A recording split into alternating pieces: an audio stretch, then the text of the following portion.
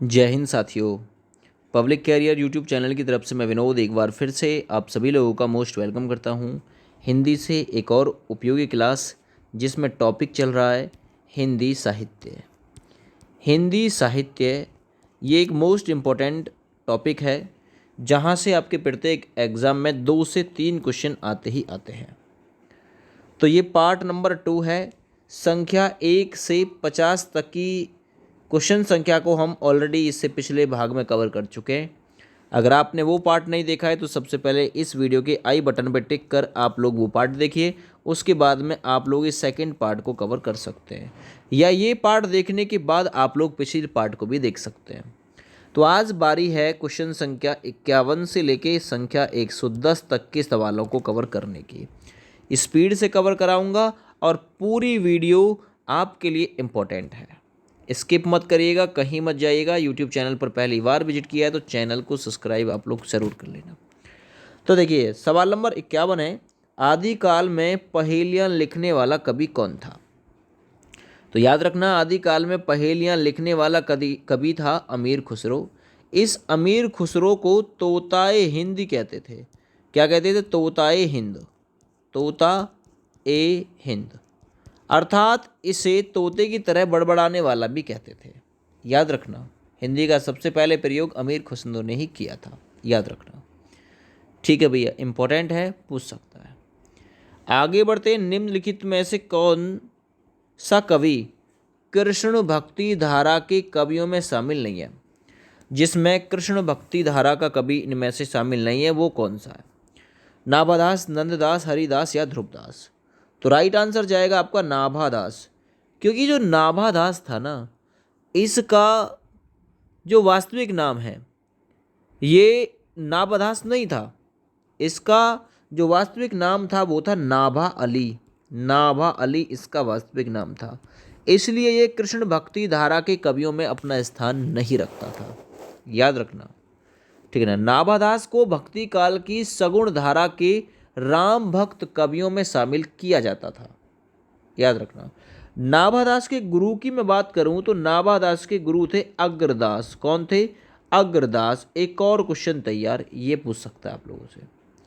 जबकि नंददास, हरिदास तथा ध्रुवदास ये कृष्ण भक्ति धारा के कवि थे। याद रखना, ठीक है। अगर मैं बात यहाँ पे हरिदास की प्रमुख रचना की करता हूँ तो भक्त नामावली इसकी रचना है ना। किसकी? ध्रुवदास की रचना है भक्त नामावली। अगर मैं बात हरिदास की करता हूँ तो हरिदास की रचना है केलीमाल। कौन सी थी है ना? केलीमाल इसकी रचना है। अगर ध्रुवदास की रचना की बात करूँ तो भक्तमाल इसकी रचना है, भक्त नामावली इसकी रचना है। याद रखो। आगे बढ़िए, आचार्य रामचंद्र शुक्ल ने द्वितीय उत्थान का समय कब से कब तक माना है? सवाल नंबर 38 आ गया एक बार, क्योंकि कल मैंने आप लोगों को ये मतलब जो पिछली वीडियो कराई थी उसमें ये क्वेश्चन HW में दिया था कि आप लोग इसका आंसर करिए। तो इसका आंसर था आचार्य रामचंद्र शुक्ल के अनुसार द्वितीय उत्थान का जो समय था 1893 से 1918 के पीरियड का था। आगे बढ़ते हैं, सूरदास को किस रस का सम्राट कहा जाता है? इंपॉर्टेंट क्वेश्चन है। जो सूरदास जी थे उन्होंने सबसे ज़्यादा बाल लीलाओं का वर्णन किया था अपनी रचना में, इसलिए उन्हें वात्सल्य रस का जो सम्राट है वो कहा जाता है। याद रखना, इंपॉर्टेंट क्वेश्चन है, पूछ सकता है। अगले सवाल की तरफ चलते हैं, मीराबाई की उपासना किस प्रकार की थी? मीराबाई की उपासना का मतलब आप लोग पूजा कह सकते हो, भक्ति कह सकते हो। मीराबाई की, तो याद रखना, मीराबाई की उपासना में आप लोगों को माधुर्य यानी मधुर भाव देखने को मिलेगा। तो 54 नंबर में सी विकल्प बिल्कुल राइट आंसर के तौर पे माना जाएगा। बात मैं करता हूँ मीराबाई की। मीराबाई के पिता का क्या नाम था? तो मीराबाई के जो पिता का नाम था वो था रत्नसेन। कौन सा था? रत्नसेन इनके पिता का नाम था। मीराबाई के पति की मैं बात करता हूँ तो पति का नाम था भोजराज। क्या नाम था दोस्त? भोजराज इनके पति का नाम था। ये पूछेगा आप लोगों से। अच्छा, मीराबाई की जो प्रमुख रचनाएं थी इनमें गीत गोविंद का टीका है ना, नरसी का मायरा, राग गोविंद, राग सौरठ आदि आता है। बात में मीराबाई के जन्म की भी करूंगा। मीराबाई का जो जन्म हुआ था 1498 ईस्वी में हुआ था। किस गांव में? एक गांव था कुड़की नामक गांव में हुआ था। दूसरा, अगर मैं बात इनकी मृत्यु की करता हूँ तो इनकी जो मृत्यु है 1558 से 1563 ईस्वी के बीच रणछोड़ मंदिर गुजरात में हुई थी। पता नहीं है फिक्स, ठीक है, लेकिन ऐसा माना जाता है। एक क्वेश्चन फंसता है यहाँ से, मीराबाई के गुरु का नाम क्या था? तो मीराबाई के गुरु का नाम था दोस्त रैदास। क्या नाम था इनके गुरु का? गुरु का नाम था इनके रैदास, ये याद रखना। रैदास कहीं कहीं आप लोगों को रविदास लिखा हुआ भी मिलेगा, ये भी इंपॉर्टेंट लाइन है। आगे बढ़ते, तुलसी की भक्ति भावना किस प्रकार की थी? जो तुलसीदास जी थे इनकी भक्ति भावना किस प्रकार की थी, जरा बताएंगे? देखिए, तुलसीदास इन्होंने लिखी है रामायण, ठीक है ना। रामचरितमानस किसने लिखी है? रामायण लिखी है वाल्मीकि ने, है ना। तुलसीदास ने क्या लिखा है? रामचरितमानस को लिखा है तुलसीदास ने, ठीक है, याद रखिएगा ये चीज़। जो रामायण है वो 7 कांडों में डिवाइड है रामायण, लेकिन तुलसीदास ने जो रचना की थी वो रामचरितमानस की थी, याद रखना। महाभारत को वेद व्यास जी ने लिखा था, ये याद रखो। अच्छा, जो तुलसीदास की जो भक्ति भावनाएं किस प्रकार की थी, तो भाई ये आपको पता होगा, स्वयं को प्रभु राम का स्वामी मानते थे। तो इनकी जो भक्ति भावना है वो दास्य अर्थात नौकर वाली थी। ये अपने आप को सेवक मानते थे भगवान राम का, ये स्वयं को सेवक और प्रभु राम को स्वामी मानते थे, याद रखना। चलिए सवाल नंबर 56 की तरफ चलते हैं। कबीरदास, तुलसीदास, सूरदास आदि के कौन से काल के कवि हैं? ये कौन से काल से संबंध रखते हैं? सवाल नंबर 56 इंपॉर्टेंट ये लाइन रहेगी, इंपॉर्टेंट ये लाइन रहेगी। तो कबीरदास, तुलसीदास, सूरदास, ये तीनों दास संबंधित थे भक्ति काल से। ऑप्शन बी बिल्कुल इस सवाल में राइट आंसर हो जाएगा। कबीरदास जो हैं ये निर्गुण भक्ति शाखा, भक्ति में भी निर्गुण भक्ति शाखा के कवि हैं, ठीक है, याद रखिएगा। तुलसीदास एवं सूरदास ये दोनों के दोनों सगुण, है ना, सगुण मार्गी शाखा के कवि हैं, सगुण मार्गी शाखा। और निर्गुण भक्ति धारा के जो कवि हैं कबीरदास हैं, सगुण मार्गी शाखा के जो कवि हैं तुलसीदास और सूरदास हैं। आगे बढ़ते हैं अगले सवाल पे। सूरदास के गुरु कौन थे? एक और इम्पोर्टेंट सवाल पूछ सकता है आप लोगों से।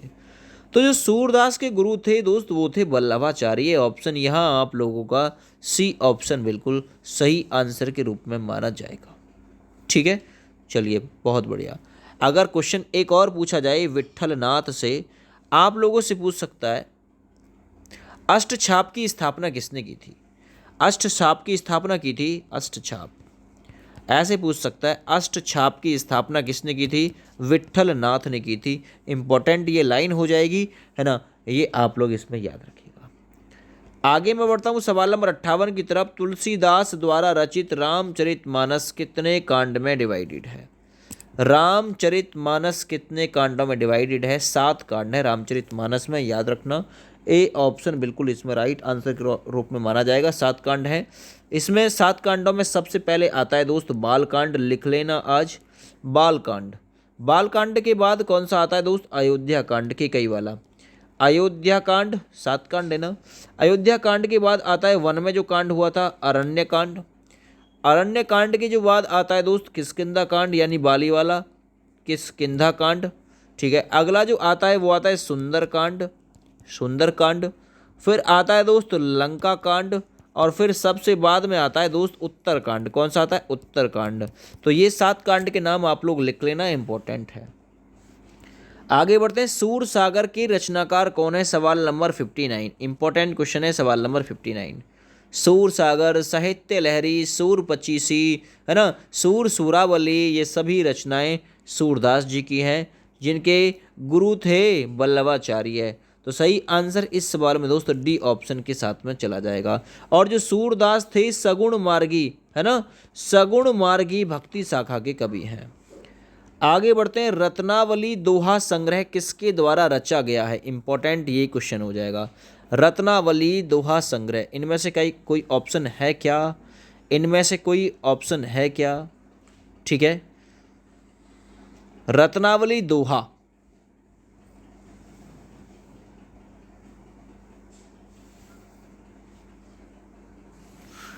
ठीक है, देखिए मुरलीधर चतुर्वेदी की रचनाएं रत्नावली, लघु दोहा संग्रह, ठीक है ना, दोहा रत्नावली आदि हैं। दोहा रत्नावली तुलसीदास की पत्नी रत्नावली द्वारा भी रचित है। तो ये क्वेश्चन यहाँ आप लोगों का थोड़ा सा गलत क्वेश्चन है, ठीक है ना। तो चाहो तो इसमें आप लोग नन ऑफ दीज लगा सकते हो, है ना, स्किप कर सकते हो क्योंकि इस क्वेश्चन में मिस्टेक है ना, क्योंकि रत्नावली दोहा नहीं था, दोहा रत्नावली थी। दोहा रत्नावली तुलसीदास की पत्नी रत्नावली के द्वारा भी रचित है। मुरलीधर चतुर्वेदी की रचना है रत्नावली लघु दोहा संग्रह। तो इसमें कोई से में भी नहीं आता ये, है ना।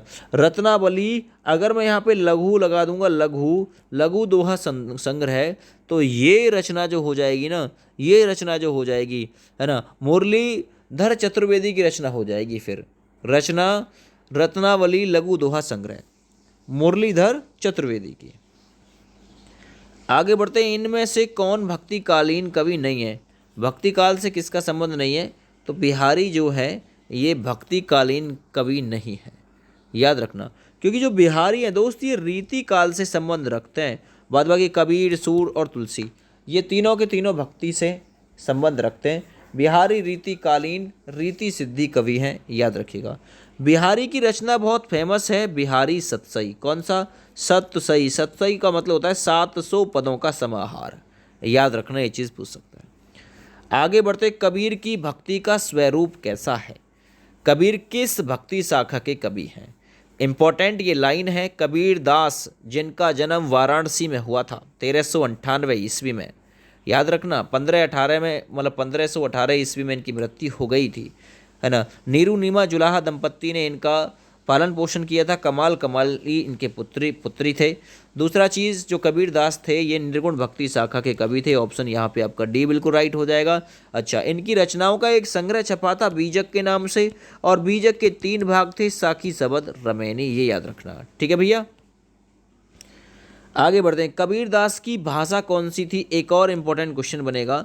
जो कबीरदास थे इनकी भाषा थी सदुकड़ी। ऑप्शन यहाँ आपका डी बिल्कुल राइट आंसर के रूप में चला जाएगा। राम प्रसाद शुक्ल यानी रामचंद्र शुक्ल की भी सदुकड़ी भाषा थी, है ना। दूसरा, श्याम सुंदर दास की जो भाषा थी वो पंचमेल खिचड़ी थी। हजारी प्रसाद द्विवेदी की जो भाषा थी उन्हें भाषा का डिटेक्टर भी, मतलब डिक्टेटर भी कहा जाता था। तो कुछ क्वेश्चन बनेगा, भाषा का डिक्टेटर किसे कहा जाता था? हजारी प्रसाद द्विवेदी को कहा जाता था। आगे बढ़ते हैं, विनय पत्रिका की भाषा कौन सी थी? एक और इम्पोर्टेंट क्वेश्चन, जो विनय पत्रिका की भाषा थी वो ब्रज भाषा में लिखी गई थी, विनय पत्रिका।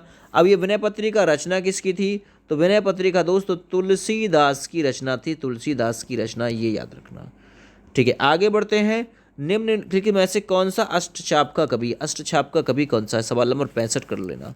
तो सही आंसर हो जाएगा, अष्टछाप में शामिल है सूरदास जी, है ना। गोस्वामी विठल नाथ ने 1565 ईस्वी में अपने पिता वल्लभाचार्य के 4 शिष्यों को, अपने 4 शिष्यों को लेकर, है ना, अपने पिता के 4 शिष्य और अपने 4 शिष्य लेकर अष्टछाप, है ना, प्रसिद्ध भक्त कवियों की एक मंडली स्थापित की थी। अष्टछाप कवियों में जो शामिल थे वो कौन कौन से थे? मैं लिख रहा हूँ, यहाँ पे लिख लेना, इंपॉर्टेंट क्वेश्चन है। एक थे कुंभन दास, कुंभन दास, कुंभन दास एक थे।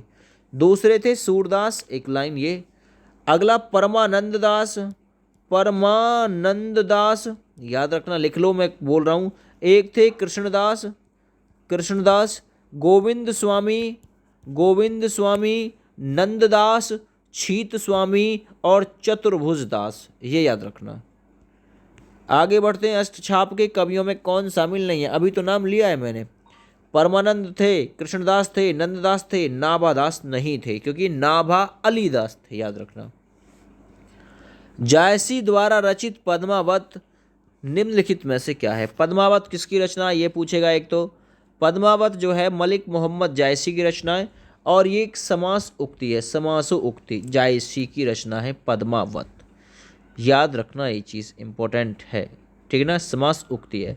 आचार्य रामचंद्र शुक्ल के अनुसार पद्मावत का प्रेम लौकिक तथा कथा समास उक्ति है। तो यहाँ आपका सी ऑप्शन हो जाएगा राइट। आगे, दशरथ सुहूत मतलब दशरथ सुत तिहु लोक बखाना, राम नाम का मरम जाना, किस रचनाकार की पंक्तियां हैं? सवाल नंबर 68 इंपॉर्टेंट हो जाएगा। तो ये रचनाकार कबीरदास हैं इन पंक्तियों के, याद रखना। कबीरदास ने राम के निराकार रूप का वर्णन किया है, याद रखो इस पंक्ति में। आगे, गोस्वामी तुलसीदास का निधन वाराणसी के किस तट पर हुआ था? इंपॉर्टेंट ये लाइन है, गोस्वामी तुलसीदास संवत 1680 अस्सी गंग के तीर, श्रावण शुक्ल की सप्तमी, तुलसी तजो शरीर। याद रखना। तो सवाल नंबर 69 के लिए सही आंसर हो जाएगा 80 घाट पे, है ना, याद रखना 80 घाट पे। तो इस सवाल का राइट आंसर हो जाएगा बी ऑप्शन, संवत था 1680। याद रखो ये चीज, तुलसीदास ने 80 घाट वाराणसी पर अपना जो शरीर था वो त्याग कर दिया था। आगे बढ़िए, कबीरदास ने समाज सुधारक के अंतर्गत किसका उपदेश नहीं दिया था? तो किसका उपदेश नहीं दिया था? स्त्री पुरुष की समानता का उपदेश इन्होंने नहीं दिया था, ये याद रखना। हिंदू मुस्लिम पाखंड का खंडन आदि इन्होंने किया था, ये याद रखो। कबीर की रचनाओं में मूर्ति पूजा का विरोध मिलता है, जाति प्रथा का खंडन भी देखने को मिलता है।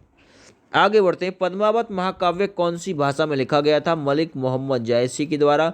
जो इसकी भाषा थी अवधी भाषा थी, इंपॉर्टेंट कर लेना ये क्वेश्चन अपने एग्जाम के लिए। अच्छा, पद्मावत की रचना कब की गई थी? मलिक मोहम्मद जायसी के द्वारा 1540 ईस्वी में किया गया था, अवधी भाषा में लिखा गया था।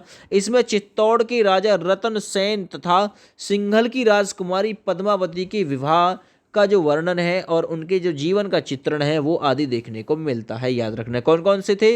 राजकुमारी थी सिंघल की राजकुमारी पद्मावती और चित्तौड़ के राजा थे राजा रतन सेन। आगे बढ़िए, मुगल बादशाह शाहजहां ने किस कवि को महाकवि राय की पदवी दी थी? महाकवि राय की पदवी किसे दी थी? सवाल नंबर 72। तो वो सुंदर को दी थी, याद रखना। सुंदर वैसे भी है तो महाकवि राय तो बन ही जाएगा, है ना, याद रखना। इंपॉर्टेंट क्वेश्चन है। सुंदर जो थे ये ग्वालियर के ब्राह्मण थे और शाहजहां के दरबार में कविता सुनाया करते थे। ये सुंदर जो थे इन्हें शाहजहां ने पहले कवि राय और फिर महाकवि राय की पदवी दी थी। इन्होंने सुंदर श्रृंगार नामक नायिका भेद ग्रंथ लिखा था। कौन सा लिखा था सुंदर ने? सुंदर श्रृंगार नायिका भेद लिखा था इसने ग्रंथ। कवि सुंदर संत की सुंदर दास से भिन्न है, यानी इसमें बोला गया है कवि सुंदर संत कवि सुंदर दास से भिन्न है, याद रखो। आगे बढ़ते हैं, निम्नलिखित में से कौन ज्ञानश्री शाखा के कवि माने जाते हैं? तो याद रखना सवाल नंबर 73 है, ज्ञानश्री शाखा के जो कवि है वो कबीरदास को ही माना जाता है। ऑप्शन यहाँ पे सी ऑप्शन बिल्कुल राइट आंसर के रूप में माना जाएगा। ज्ञानश्री शाखा के भक्ति कवि निर्गुणवादी थे, इन्हें इसलिए निर्गुण भक्ति शाखा का कवि कहा गया है और ज्ञानश्री शाखा का भी कवि इन्हें कहा गया है, याद रखना। आगे, हिंदी का कौन सा प्रेम ख्यानक कवि एक आंख का काना था? तो एक आंख का काना कौन था? वो थे मलिक मोहम्मद जायसी। ऑप्शन डी बिल्कुल यहाँ पे आपका राइट आंसर हो जाएगा। आगे बढ़ते, सूफी संतों की शैली है, तो सूफी संतों की शैली कैसी थी? मरसिया, मनसबी, गजल या तर्जुमा? तो सही आंसर हो जाएगा, सूफी संतों की जो शैली थी वो थी मनस्वी शैली। ऑप्शन आपका बी बिल्कुल राइट आंसर के तौर पर हो जाएगा। यह मूलतः फारसी काव्य शैली है ना। मनस्वी जो है मूलतः कैसी है?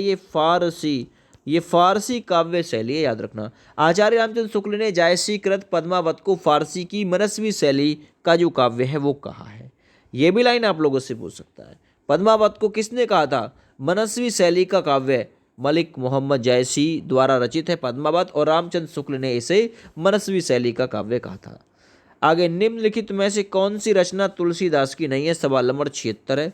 तुलसीदास की रचना भक्तमाल नहीं है, गीतावली भी है, रामचरितमानस भी, कृष्ण गीतावली भी, भक्तमाल इनकी रचना नहीं है। जो भक्तमाल है ना, भक्तमाल के रचनाकार तुलसीदास नहीं बल्कि नाभादास हैं। कौन है? नाभादास हैं भक्तमाल के रचनाकार। इंपॉर्टेंट है, याद रखो। आगे बढ़ते हैं अगले सवाल पे, मृगावती किसकी रचना है? सवाल नंबर है 77।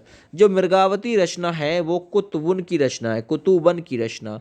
अच्छा, इनकी जो रचना की गई थी कुतुबन के द्वारा 1503 ईस्वी में की गई थी। आचार्य रामचंद्र शुक्ल ने 1501 ईस्वी में इसकी रचना को माना है। मृगावती में नायक मृगी रूपी नायिका पर मोहित हो जाता है और उसकी खोज में निकल पड़ता है, इसका वर्णन देखने को मिलता है।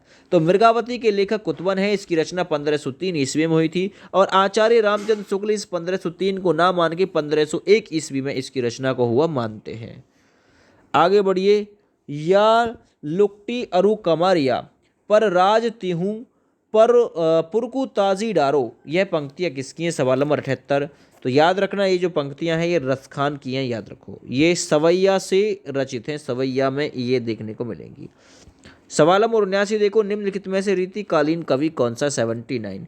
तो रीतिकालीन कवि मैंने आपको ऑलरेडी बता दिया बिहारी, और बिहारी ने लिखा है सतसई, बिहारी सतसई, है ना। कविवर बिहारी रीतिकालीन कवि हैं, इनकी प्रसिद्ध रचना बिहारी सतसई है। जयशंकर प्रसाद की मैं बात करता हूँ, सूर्यकांत त्रिपाठी निराला की, और सुमित्रानंदन पंत की अगर मैं बात करता हूँ, तो ये तीनों कवि किस मतलब किस शाखा से? तो ये छायावादी शाखा से संबंधित हैं, छायावाद से संबंधित हैं। जयशंकर प्रसाद, सूर्यकांत त्रिपाठी निराला और सुमित्रानंदन पंत। आगे बढ़िए, रीति काल का अन्य नाम क्या है? सवाल नंबर 80। सवाल नंबर 80, रीति काल का अन्य नाम क्या है? तो रीति काल को श्रृंगार काल के नाम से भी जाना जाता है। ऑप्शन यहाँ सी बिल्कुल राइट हो जाएगा, है ना, याद रखना। आचार्य विश्वनाथ प्रसाद मिश्र ने रीति काल को श्रृंगार काल कहा है। किसने? विश्वनाथ प्रसाद मिश्र, विश्वनाथ प्रसाद मिश्र ने, है ना, रीति काल को श्रृंगार काल भी कहा है, याद रखो। आगे बढ़ता हूँ, इसी प्रकार से बिहारी के प्रसिद्ध हैं, ये क्वेश्चन आ चुका है, बिहारी के क्या प्रसिद्ध हैं? तो बिहारी के दोहे प्रसिद्ध हैं। ऑप्शन डी बिल्कुल राइट आंसर हो जाएगा। और बिहारी सतसई इनकी एक अमर कृति है बिहारी की। आगे, निम्नलिखित में से कौन सा रीतिकालीन कवि है? सवाल नंबर है 82। 82 नंबर सवाल है, रीतिकालीन कवि है इनमें से कवि भूषण, भूषण हजारा, भूषण दशक, है ना, तो ये सभी इनकी रचना है, शिवराज भूषण। तो सवाल नंबर 82 के लिए ए ऑप्शन बिल्कुल सही आंसर हो जाएगा। रीतिकाल के एकमात्र कवि हैं जिन्होंने श्रृंगार रस से हटकर वीरता और देश प्रेम की कविता को गौरव प्रदान किया था। चित्रकूट नरेश रुद्र सोलंकी ने इन्हें भूषण की उपाधि दी थी। तो भूषण की उपाधि किसने दी थी? चित्रकूट नरेश थे रुद्र सोलंकी, रुद्र सोलंकी ने इन्हें, है ना, भूषण की उपाधि प्रदान की थी। आगे बढ़िए, निम्नलिखित में से रीतिकाल के कवि कौन है? सवाल नंबर 83। ये यूपी पुलिस पुनः परीक्षा 26 अक्टूबर 2018 में पूछा गया था।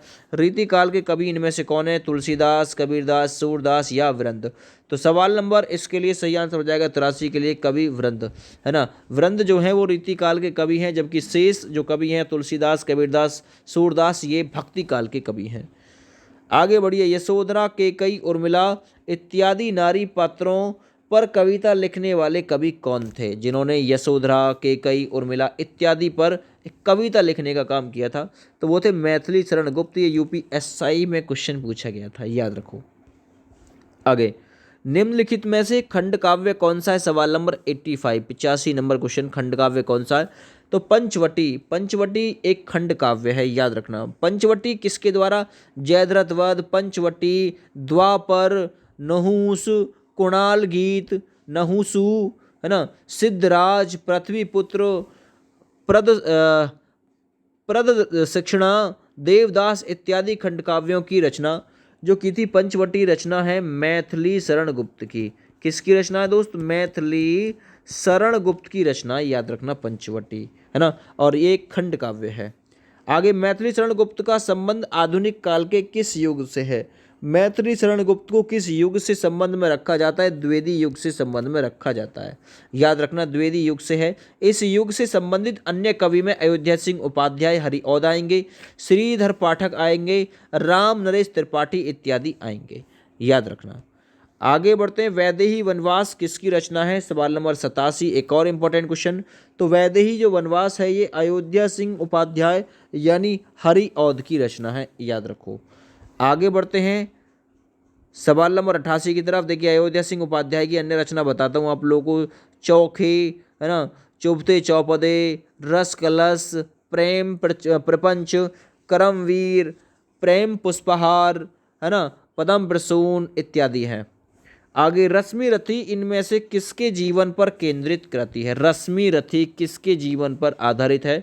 तो रश्मि रथी कर्ण के जीवन पर आधारित है, क्योंकि कर्ण इसका नायक कहा जाता है, रश्मि रथी। और ये आपको देखने के लिए मिल जाएगा 12वीं क्लास में रश्मि रथी का, है ना। आगे बढ़िए, प्रकृति का सुकुमार कवि किसे कहा जाता है? एक और इंपॉर्टेंट क्वेश्चन 89। तो प्रकृति का सुकुमार जो कवि कहा जाता है वो सुमित्रा नंदन पंत को कहा जाता है। इस प्रकार से ए विकल्प बिल्कुल इसमें राइट आंसर इसमें हो जाएगा।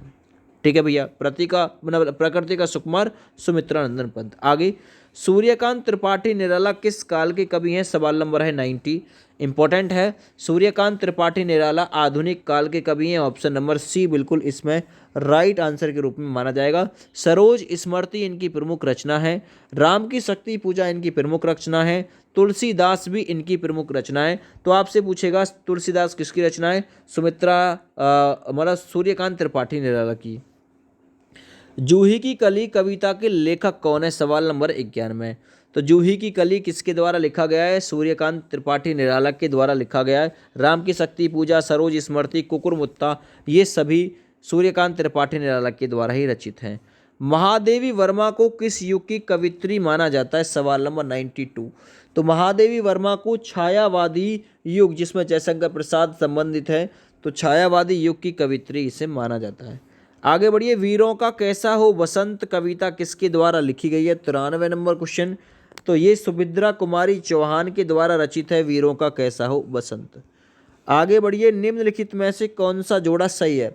जयशंकर प्रसाद की यामा नहीं, यामा महादेवी वर्मा की है ना। महादेवी वर्मा की यताति, नासिरा शर्मा की त्रियाहट, सुमित्रा नंदन पंत की चिदम्बरा।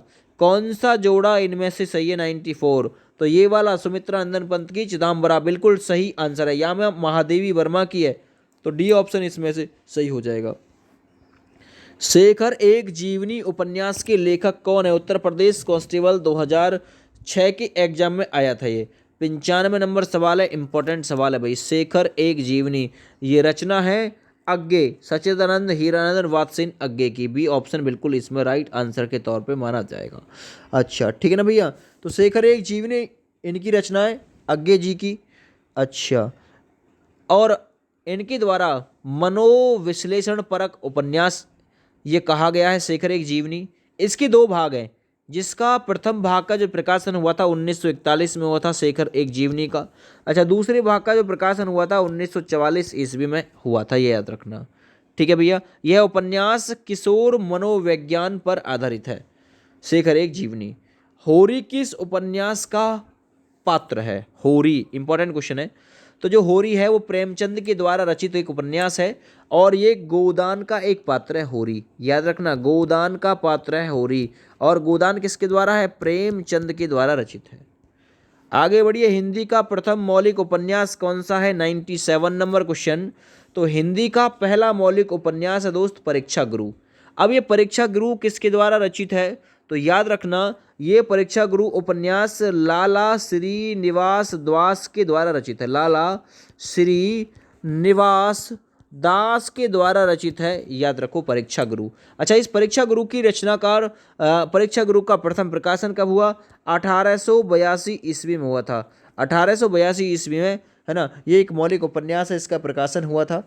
आनंद मठ जो है वो बंकिम चंद्र चटर्जी के द्वारा रचित है। उपन्यास है आनंद मठ, याद रखना। तितली उपन्यास जो है वो जयशंकर प्रसाद का उपन्यास है, और गबन मुंशी प्रेमचंद जी का उपन्यास है। आगे बढ़ते हैं, निम्नलिखित में से कौन सी पुस्तक मुंशी प्रेमचंद जी के द्वारा रचित नहीं है? 98 नंबर क्वेश्चन। तो देखिए, कायाकल्प है, कर्म भूमि है, रंग भूमि है, ध्रुव स्वामिनी नहीं है, क्योंकि ध्रुव स्वामी एक नाटक है, और ये जयशंकर प्रसाद का एक नाटक है ध्रुव स्वामिनी। स्कंदगुप्त, है ना, ध्रुव स्वामिनी, ये सभी नाटक जयशंकर प्रसाद के। आगे बढ़िए, हिंदी साहित्य का सबसे प्रसिद्ध उपन्यासकार किसे माना जाता है? 99 नंबर क्वेश्चन। तो याद रखना, हिंदी साहित्य का सबसे प्रसिद्ध उपन्यासकार माना जाता है मुंशी प्रेमचंद को। ऑप्शन यहाँ 99 के लिए सी ऑप्शन बिल्कुल इसमें राइट आंसर हो जाएगा। और मुंशी प्रेमचंद को उपन्यास सम्राट भी कहा जाता है। उपन्यास सम्राट किसे कहा जाता है? मुंशी प्रेमचंद को। आगे बढ़िए, निम्नलिखित में से कौन सी रचना नागार्जुन जी की नहीं है? तो नागार्जुन जी की कौन सी इसमें से रचना नहीं है? 100वां नंबर क्वेश्चन। सही आंसर हो जाएगा दादा कामरेड, इनकी रचना नहीं है। जो दादा कामरेड है ये यशपाल जी का एक उपन्यास है। किसका? यशपाल का एक उपन्यास है दादा कामरेड। और मैं बात करता हूँ नागार्जुन की रचनाओं की, तो रीति नाथ की चाची, बाबा बटेश्वर नाथ, आगे इमरतिया, ये सभी नागार्जुन की है। बाद बाकी दादा कामरेड यशपाल की है। आगे बढ़ते हैं, इनमें से कौन सा नाटक उपनिषद काल पर आधारित है? सवाल नंबर 101। तो याद रखना, इनमें से कौन सा नाटक उपनिषद काल पर आधारित है? जन्मेजय का नाग यज्ञ। जन्मेजय का नाग यज्ञ ये एक उपनिषद काल पर आधारित है। और ये जो नाटक है, ये जन्मेजय का नाग यज्ञ, ये रचनाकार है इसके जयशंकर प्रसाद। जयशंकर प्रसाद इसके रचनाकार हैं दोस्त, याद रखना। आगे बढ़ते, भारतेंदु हरिश्चंद्र का कौन सा नाटक बांग्ला भाषा से अनुदित है? अच्छा, बांग्ला भाषा से कौन सा नाटक इनका संबंध रखता है? विद्या सुंदर। ये बांग्ला भाषा से संबंधित उपन्यास है। किसका? ये नाटक है। ये नाटक हरिश्चंद्र जी का है, भारतेंदु हरिश्चंद्र। आगे बढ़ते, किसी ऐतिहासिक, पौराणिक या आकस्मिक घटना का वर्णन निबंध कहलाता है? किस प्रकार का? भावात्मक, विचारणात्मक या विवरणात्मक या वर्णनात्मक? 103 नंबर क्वेश्चन। तो सही आंसर हो जाएगा विवरणात्मक, यानी विवरण टाइप का। तो किसी ऐतिहासिक, पौराणिक या आकस्मिक घटना का वर्णन जो कहलाता है विवरणात्मक कहलाता है। आगे बढ़ता हूँ, पंडित बनारसी दास द्वारा लिखित हिंदी की पहली आत्मकथा का नाम क्या है? जो पंडित जी के द्वारा लिखी गई थी, बनारसी दास जी के द्वारा, तो उसका नाम क्या था? तो उसका नाम था अर्धकथा। ए विकल्प याद रखना बिल्कुल। पंडित बनारसी दास द्वारा लिखित है हिंदी की पहली आत्मकथा है ना। ए ऑप्शन बिल्कुल इसमें राइट आंसर के रूप में माना जाएगा। ये जो आत्मकथा थी 1641 ईस्वी में लिखी गई थी, है ना। अर्धकथा, या फिर इसे एक और नाम दे सकता हूं मैं, अर्ध कथानक, कथा नक भी इसे नाम दे सकता हूं। तो ऑप्शन ए बिल्कुल राइट है। आगे बढ़ता हूं, एकांकी में अवनति अथवा संकलत्र के अंतर्गत काल स्थान के साथ किसके निर्वाह की गणना की जाती है? तो याद रखना, एकांकी में अवनति तथा संकलन त्रय के अंतर्गत काल स्थान के साथ साथ जो गणना की जाती है वो कार्य की गणना की जाती है। बी विकल्प बिल्कुल इसमें राइट है। आगे, नाटकों को पंचम वेद किसने कहा था? जो नाटक हैं इनको पंचम वेद किसने कहा था? इंपॉर्टेंट, पांचवा वेद कहा था भरत मुनि। ऑप्शन नंबर सी बिल्कुल इस सवाल में राइट आंसर के रूप में माना जाएगा। भरत मुनि ने नाट्य शास्त्र को पंचम वेद माना था, नाट्य शास्त्र को, है ना, याद रखना ये चीज, पांचवा वेद माना था। आगे बढ़ता हूं, आधुनिक हिंदी साहित्य की पहली आत्मकथा के लेखक कौन माने जाते हैं? आधुनिक हिंदी साहित्य की पहली आत्मकथा, 107 नंबर क्वेश्चन इंपॉर्टेंट रहेगा। बाबू श्याम सुंदर दास को आधुनिक हिंदी साहित्य की पहली आत्मकथा का लेखक माना जाता है। हिंदी में रिपोतार्ज विद्या का जनक किसे माना जाता है? एक और इंपॉर्टेंट क्वेश्चन, 108 नंबर। तो हिंदी में रिपोतार्ज विद्या का जो जनक माना जाता है, शिवदान सिंह चौहान को माना जाता है। यूपीएससी एग्जाम 15 दिसंबर 2017 में पूछा गया था। ऑप्शन सी राइट है ना, याद रखना। तो जो शिवदान सिंह चौहान की रचना है, एक और है लक्ष्मीपुरा, और ये लक्ष्मीपुरा दिसंबर 1938 से आरंभ हुई थी। और मैं बात करता हूँ रिपोतार्ज विद्या का जनक शिवदान सिंह चौहान, तो इन्हें माना जाता है। आगे बात करता हूँ, मिला तेज से तेज किस विद्या की रचना है? मिला तेज से तेज, तो याद रखना एक जीवनी है ये, मिला तेज से तेज। अच्छा, ये जीवनी किसकी है फिर? ये जीवनी किसकी है? सुभद्रा कुमारी चौहान की जीवनी है। किसकी? मिला तेज से तेज, ये एक जीवनी है सुभद्रा कुमारी चौहान की, याद रखो ये चीज, ठीक ना। लास्ट सवाल इस वीडियो का, सदल मिश्र की भाषा की विशेषता क्या है? सदल मिश्र की भाषा की विशेषता क्या है? तो वो थी पूर्वीपन, पूर्वीपन छलकता था, यानी पूर्वीयपन छलकता था इनकी रचनाओं में। तो सदल मिश्र का प्रारंभिक खड़ी बोली गद्य लेखकों में विशेष महत्व है, ठीक है ना। सदल मिश्र बिहार के थे, इनके पिता का नाम नंदमणि था। क्या नाम था दोस्त? नंदमणि इनके पिता का नाम था। ये पूछ सकता है सदल मिश्र के पिता का नाम क्या था। यह कलकत्ता के फोर्ट विलियम कॉलेज के हिंदुस्तानी विभाग के पहले अध्यापक थे, ये भी याद रखना। सदल मिश्र का प्रारंभिक खड़ी बोली गद्य लेखकों में एक विशेष स्थान माना जाता है, याद रखना ये चीज़। तो 110 तक हो गए भाई सवाल। इससे आगे के सवाल मैं अगली वीडियो में कवर कराऊंगा। फिलहाल जय हिंद, वंदे मातरम।